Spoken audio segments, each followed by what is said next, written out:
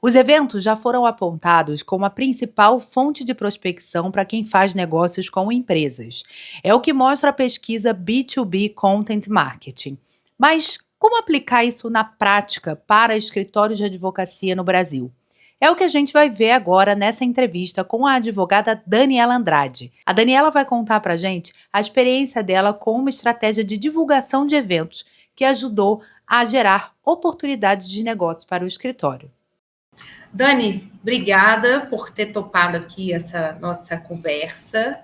Eu queria começar esse papo pedindo para você se apresentar, falar um pouco sobre você profissionalmente, quem é Daniela Andrade, para a gente poder ter esse cenário e esse contexto.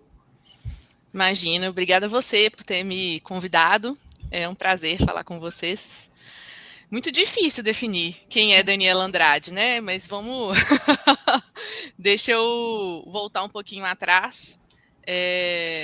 Profissionalmente, eu comecei lá em 2007, talvez, quando eu estava no curso de Direito e entrei num estágio de um escritório de direito tributário, que eu não sabia ainda direito o que era.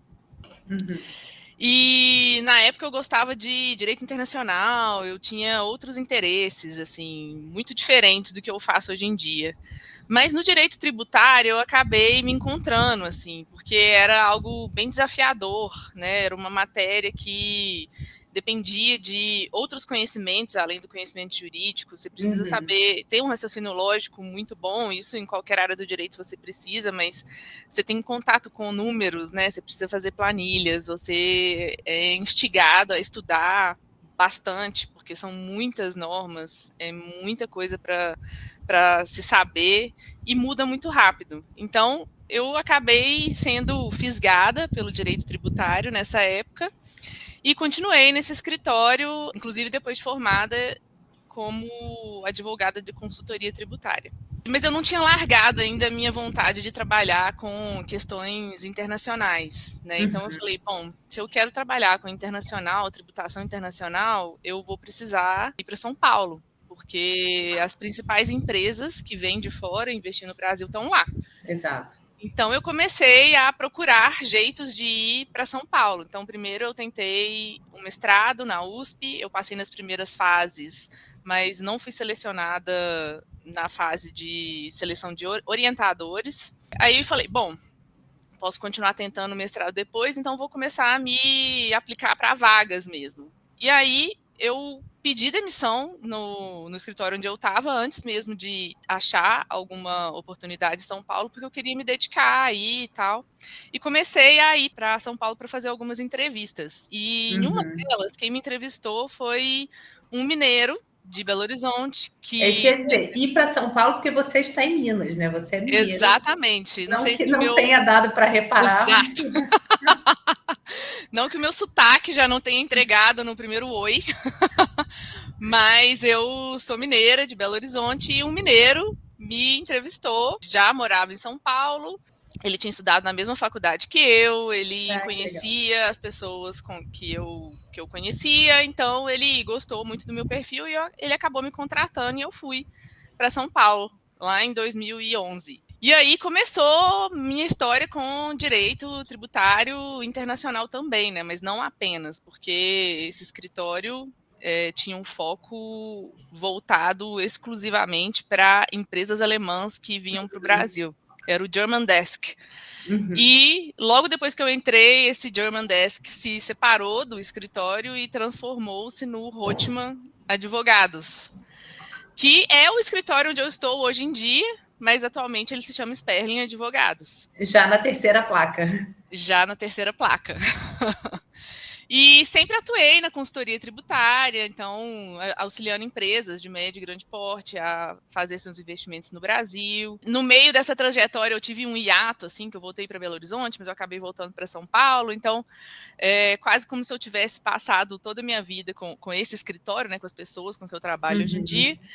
E recentemente eu virei sócia desse escritório, né, em 2023. Eu me transformei, junto com outras duas advogadas, viramos sócias. E no mesmo ano eu também fiquei grávida. Então, eu assumi Olha. 2 posições muito desafiadoras ao mesmo tempo: ser sócia do escritório e ser mãe.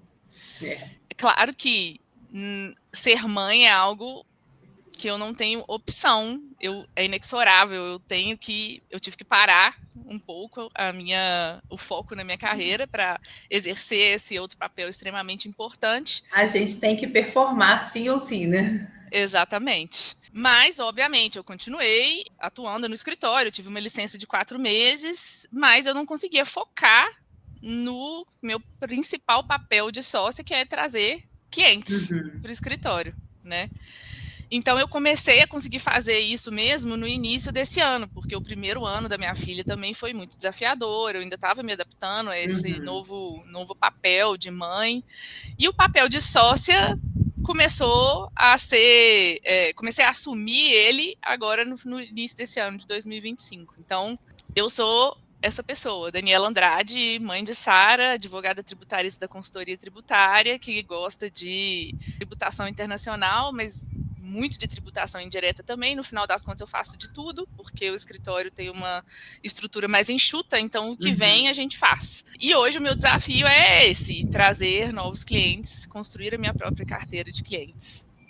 Perfeito. E aí, bom, então o desafio atual está posto, né? Assim, e em curso. E aí, antes da gente chegar nesse contexto, né? Antes do trabalho com a Tá Ligado, quais eram os principais problemas que você enfrentava em relação à prospecção, a marketing, né? Que tem um diálogo muito direto com esse desafio que você enfrenta agora. Sim, sem dúvidas, né? Lá, mesmo já no passado, eu sempre me interessei pela área de marketing jurídico. Durante o período, aquele ato que eu mencionei, eu até fui redatora da Rock Content para a área jurídica e contábil.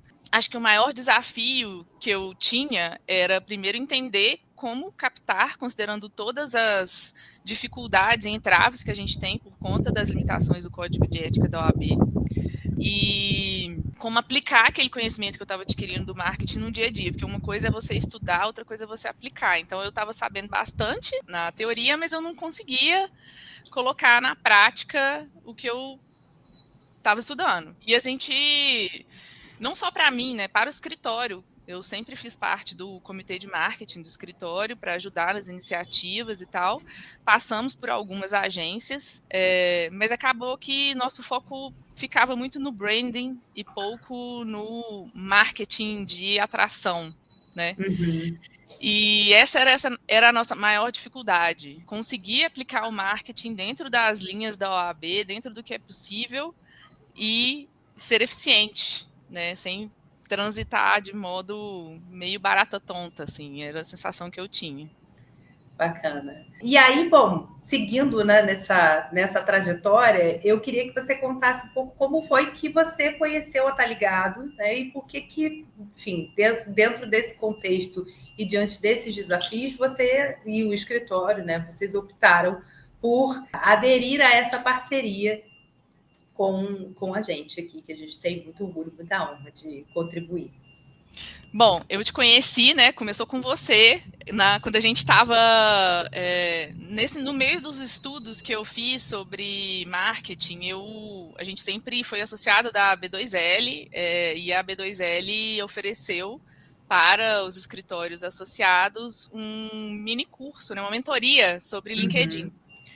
E eu via que, no contexto atual, ter uma presença digital era extremamente importante, extremamente importante, e eu sempre tive dificuldades com redes sociais, porque eu acho difícil ter constância, eu acho difícil produzir conteúdo, tenho muitas dúvidas, eu fico muito receosa com o que eu vou postar, com a repercussão daquilo, e faltava técnica também, né? Do que, quando, como, qual o público. E aí, na mentoria, você apareceu, eu achei maravilhoso, foi muito boa a nossa interação ali.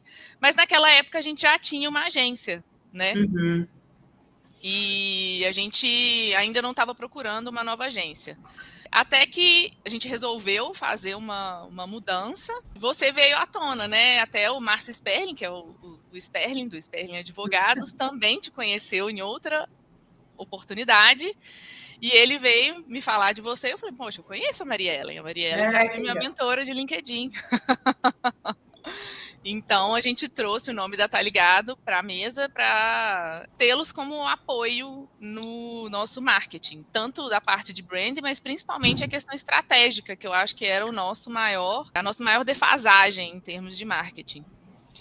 E foi assim que trouxemos vocês para os nossa ajuda. Iniciamos essa parceria, que legal. Eu estava até comentando aqui, quando eu estava preparando essa nossa conversa, que é muito interessante ver esse movimento, falando dessa coisa de como aplica a teoria na prática. A gente fala muito aqui na Tá Ligado e fala, inclusive, para o mercado jurídico, sobre a jornada do cliente, né? A importância de ter vários pontos de contato e tal, enfim, né? Numa contratação de serviço de alto valor, enfim, né? A contratação de serviço de capital intelectual, principalmente como é a advocacia, como é o serviço de marketing, essa jornada ela costuma ser mais longa, então a importância da gente estar presente em vários pontos. E aí eu falei, o Sperling é o nosso case de jornada de cliente, porque a gente se conheceu na mentoria, aí a gente trocou figurinha mais de um ano, né, depois. Sim.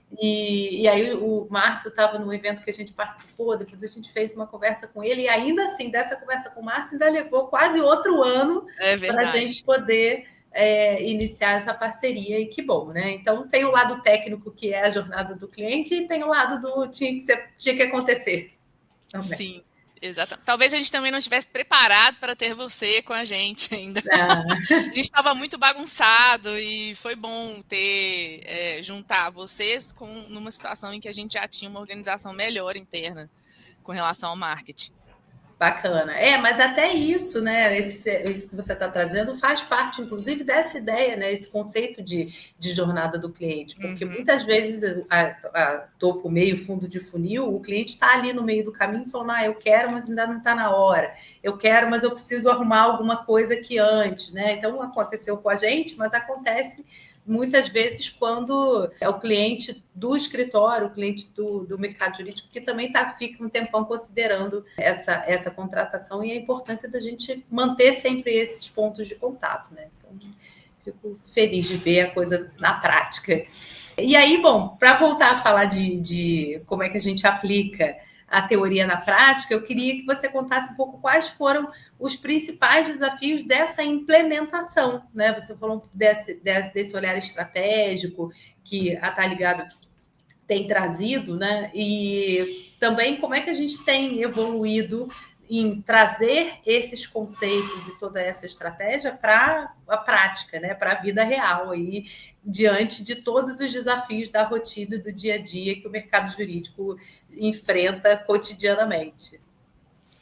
Eu acho que o principal ponto que nos ajudou a implementar na prática e que veio de vocês foi a possibilidade de organização e produção dos conteúdos com base em alguns materiais que a gente envia, né? Então, ainda que primordialmente o conteúdo técnico saia do escritório, vocês conseguem pegar esse conteúdo, às vezes dividir, fazer mais de um conteúdo, o que nos garante um tempo para respirar, né, e não ter que produzir aquele tanto.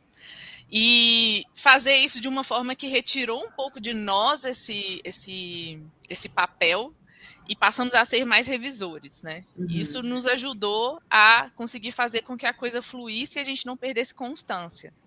Então, eu acho que esse foi um dos principais pontos. Passado isso, eu acho que a gente precisa falar do evento, né? Que foi o evento da reforma tributária, que a iniciativa de vamos fazer um evento, até vocês já tinham falado várias vezes, a gente já tinha conversado várias vezes, até que um dia eu falei, tá, vamos fazer.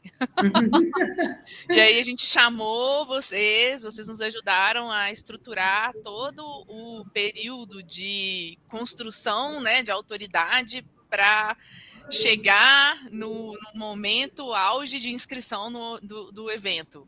E que no final era um evento presencial, que já por si só já é um desafio pós-pandemia, mas que para nós era relevante porque queríamos ter um contato direto com nossos clientes ou outros potenciais clientes. e que foi um sucesso, né? Considerando o horário de manhã em São Paulo, numa quinta-feira, foram bastante pessoas, foi bem um público muito A gente engajado. teve, e a gente teve uma boa taxa de conversão e de inscrição em presença, né? Porque a gente sabe que isso é um desafio quando a gente faz evento presencial gratuito. A pessoa, Sim. né? O nível de compromisso que as pessoas têm é, me inscrevi e tal, mas qualquer imprevisto faz com que as pessoas considerem não ir. E a gente teve uma excelente taxa de presença, de conversão. Sim, e foi essencial a ajuda em todas as etapas, né? Desde a construção do conteúdo para chegar no momento de inscrição, alimentar e relembrar as pessoas que tinham se inscrito do evento, porque tem isso, às vezes as pessoas se inscrevem sem nem... se inscrevem porque gostaram do título. Não lembra. Não lembram, foi na depois agenda. não pôs na agenda. Então, isso foi importante. Inclusive, a presença de vocês no evento, né? Porque o evento foi em São Paulo, vocês são do Rio, eu sou de Belo Horizonte, foi todo mundo para São Paulo presencialmente para poder participar do evento. E vocês fizeram uma filmagem, produziram conteúdo do pós-evento também, para mostrar como tinha sido, me instruíram muito bem sobre como conduzir o evento a ponto de forma a prender a atenção do público, né? Eu acho que isso foi muito importante também. Estruturar, né, com convidados, fazer toda trazer pessoas que poderiam agregar, não deixar só conosco o conteúdo, né? E trazer pessoas do mercado para vir com um ponto de vista prático. Então, assim, foi muito legal.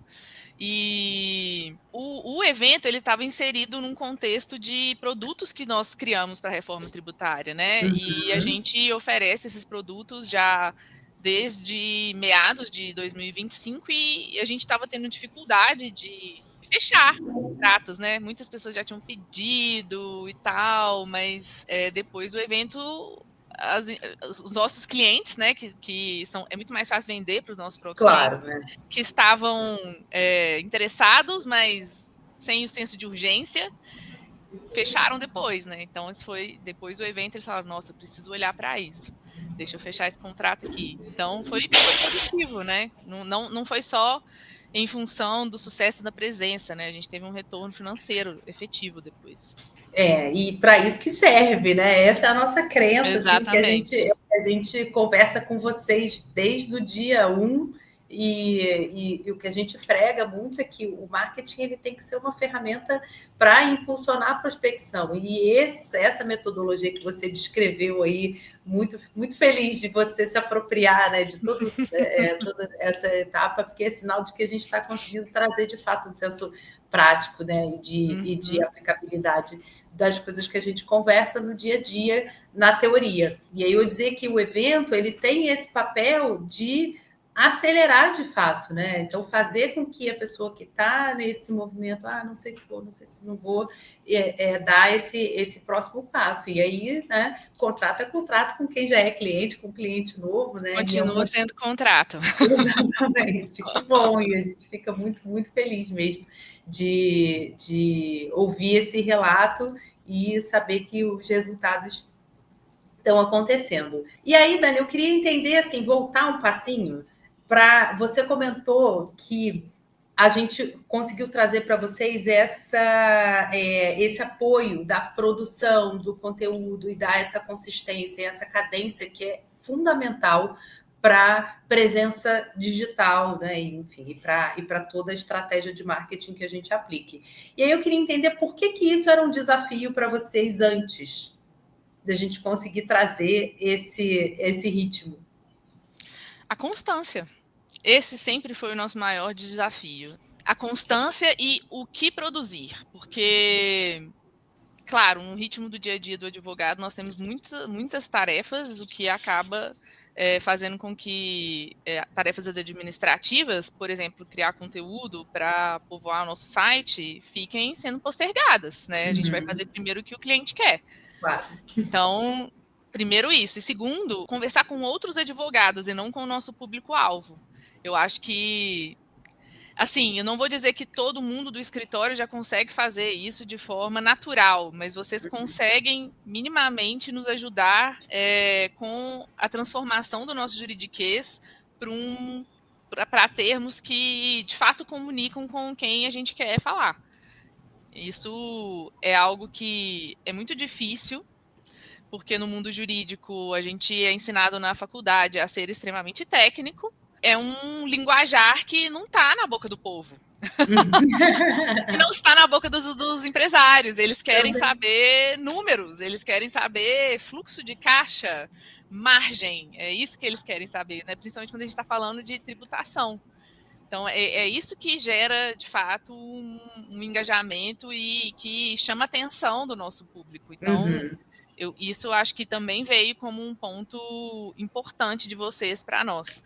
Apesar de que, mesmo assim, eu ainda tenho dificuldade, né? Porque os textos vêm, eu fico morrendo de vontade de colocar uma coisa lá. Não, mas espera, não é esse termo. Só um pouquinho. Não é esse termo que está na lei.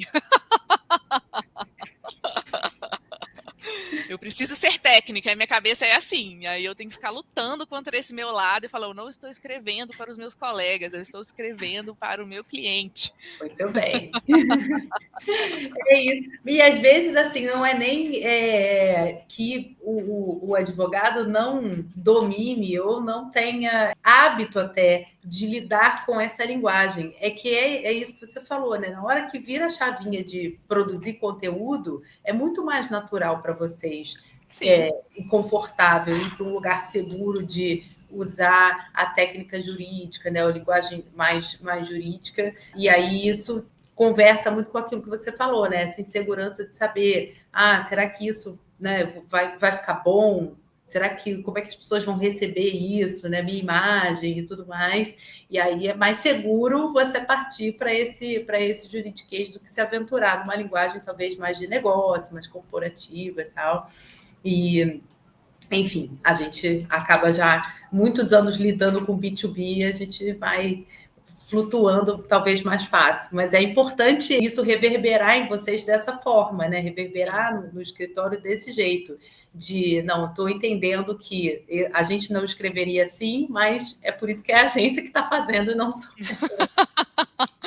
Exatamente. Eu acho que eu posso dizer sobre a minha formação, mas também da formação dos meus sócios. A maioria veio de instituições de ensino muito técnicas. Eu vim do UFMG, os meus sócios, a maioria, são da USP, e o primor técnico é algo muito exigido da gente nessas instituições. E no meio acadêmico, porque a gente teve, né, o professor Rothman era um professor, ele era docente da USP, então a gente traz um histórico de linguajar acadêmico, mas que não combina com o que a gente precisa para fins de gerar receita no escritório, que é novos clientes, né? Eu acho que ter um bom currículo acadêmico pode até nos colocar em lugar de prestígio para alguns clientes, mas percebo cada dia mais que, de fato, o que a gente precisa é resolver o problema do cliente. E para resolver o problema do cliente, a gente precisa entender o que ele está falando e ele precisa entender o que nós estamos falando também. Então, é importante ser técnico? Sim, isso é o pressuposto. Mas se a gente quer ter resultado, a gente precisa ir além e não só ir além, se desapegar um pouco dessa parte acadêmica, o que é muito difícil. Eu tenho nessa fase, né, da comunicação, da prospecção, do marketing, nessa fase é importante esse desapego, é isso que você falou. Exatamente. O rigor técnico fica para a hora da prática da advocacia, né, na hora de, enfim, estar ali fazendo a defesa do cliente e tal, isso já é o que ele espera de vocês. E esse histórico acadêmico, esse histórico de formação e títulos, ele dá o respaldo dessa percepção que o cliente cria quando faz essa conexão com essa primeira linguagem, que precisa ser mais a linguagem dele do que a de vocês, né? Então, a gente coloca cada conteúdo no seu lugar para que todos funcionem juntos e bem em favor de impulsionar os resultados aí do escritório. Sim, com certeza. Ô, Dani, aí falando em resultados, né, voltando a falar de resultados, eu queria saber também como é que está sendo para você pessoalmente, né? Você, Daniela, a gente começou falando da Daniela Andrade, vamos terminar também falando de você. E entender nesse contexto que você apresentou para a gente no início, de sócia, com esse desafio de ajudar a prospecção do escritório, mas também num contexto pessoal em que a sua maternidade ainda está, né, no começo, né, dessa jornada maravilhosa. Como é que esse trabalho tem trazido para você benefícios para a sua vida pessoal, para a sua vida profissional? Como é que tem sido, assim, para a Daniela, essa Daniela que você apresentou para a gente, essa jornada aí de crescimento e de transformação diante desse cenário? Não, ter contato com o marketing da forma como estou tendo agora, né, que é tentar se comunicar com o seu cliente desde a fase pré, né? Porque aqui a gente está construindo um conteúdo que a gente ainda não sabe muito bem quem está recebendo. A gente idealizou ele, mas a gente não sabe muito bem como está recebendo.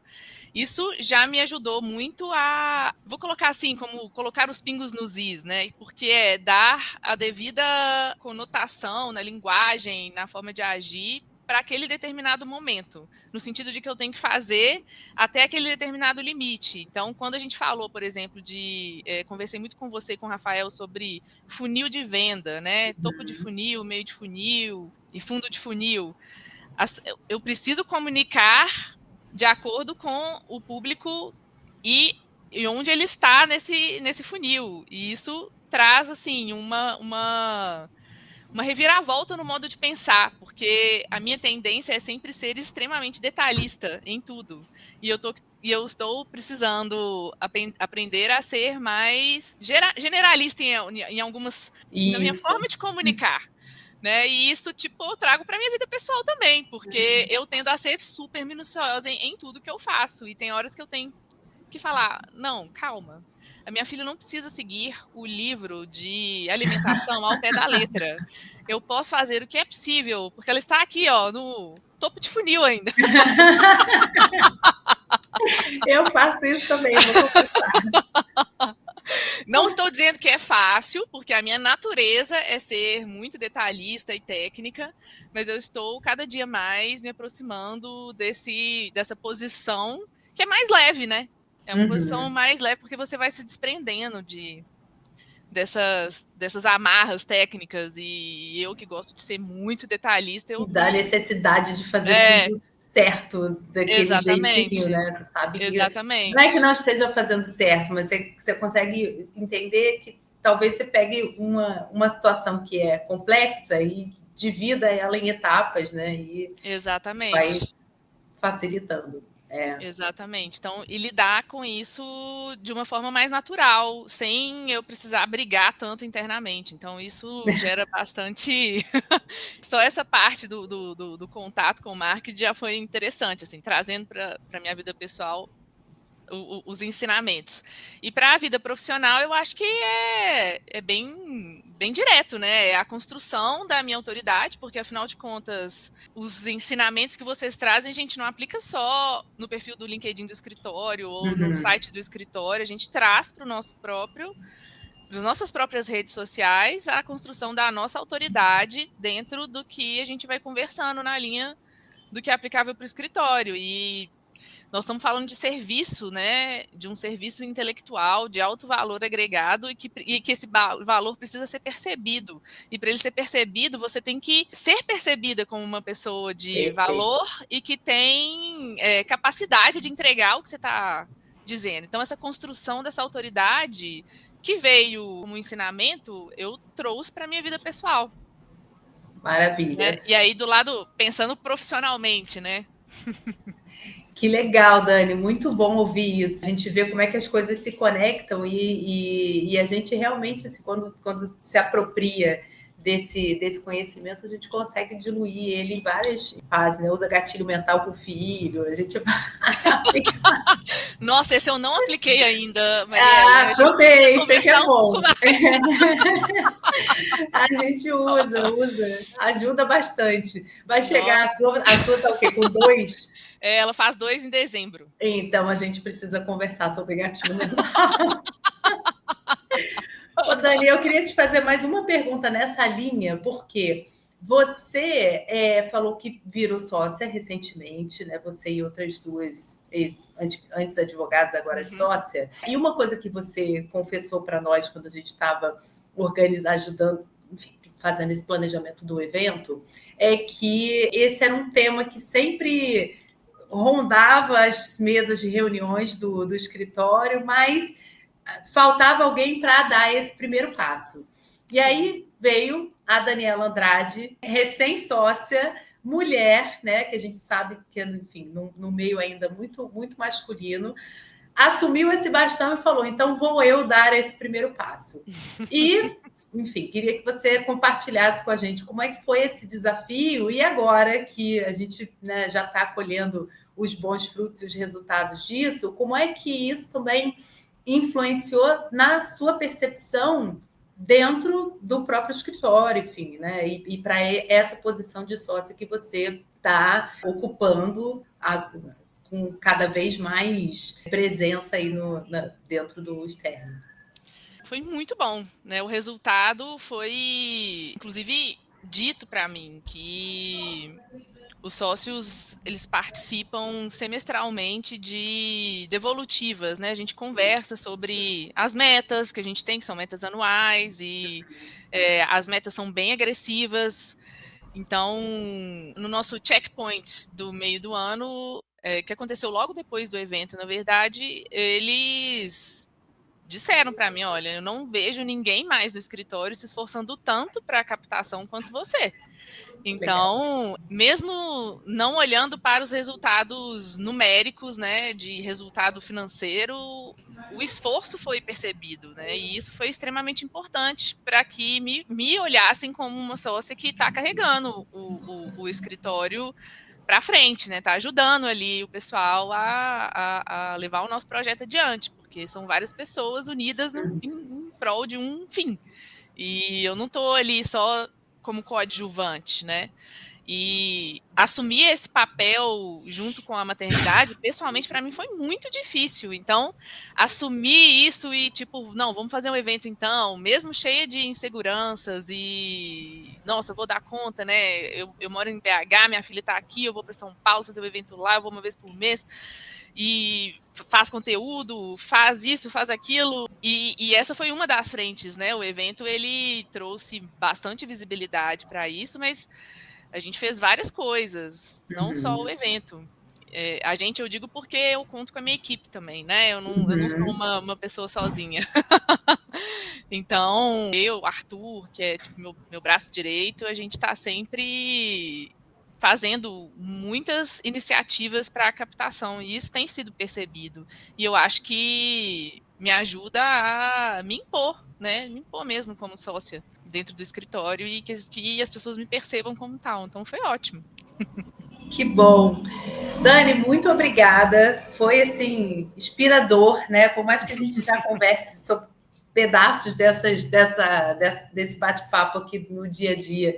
Acho que ouvir essa trajetória de uma perspectiva mais ampla é, assim, muito inspirador e assim, também muito gratificante para a gente de saber, de verdade, assim, de saber que a gente está participando disso e ajudando nessa trajetória que está só começando, né? Foi só o primeiro, a gente agora vai para mais. Sim, é verdade. Não, eu que agradeço. Foi realmente uma parceria providencial, assim, para o escritório, para mim, pessoalmente, e eu só tenho a agradecer. Obrigada, Dani. Obrigada demais. E aí a gente já deixa anotado aqui um próximo bate-papo para a gente contar novos e mais resultados que a gente vai alcançar. Tá bom, perfeito. Tá bem? Obrigada a você. Eu que agradeço. Já deu para ver que a estratégia de eventos precisa ir muito além do que marcar a data e pensar numa boa palestra. Agora me conta, como é que isso tem sido aplicado no seu escritório de advocacia e o que você vai levar de prático dessa entrevista da Daniela para começar a gerar mais oportunidades de negócio para o seu escritório de advocacia? Obrigada por assistir, até a próxima!